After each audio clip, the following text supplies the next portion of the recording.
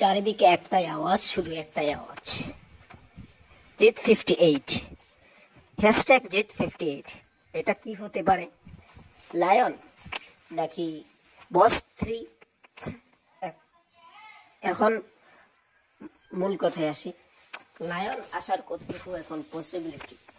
আমি বলি লায়ন আসার পসিবিলিটি একদম নেই। কেননা এখন রায়হান রাফি তাণ্ডব নিয়ে ব্যস্ত, তাণ্ডব শেষ করে সে তুফান 2 কাজ দেবে, তারপরে যে লায়ন, তারপরে তাণ্ডব 3, এই 2 এইরকম ভাবে চলবে। তাহলে লায়ন হচ্ছে না, বস 3ও আসার সম্ভাবনা নেই, কারণ বস 3 স্ক্রিপ্টে সমস্যা রয়েছে, এখনো স্ক্রিপ্টের কাজ এখনো শেষ হয়নি, স্ক্রিপ্টে আরো জোর কদম করে রাখতেছে এবং বস 3 অন্যভাবে আসবে।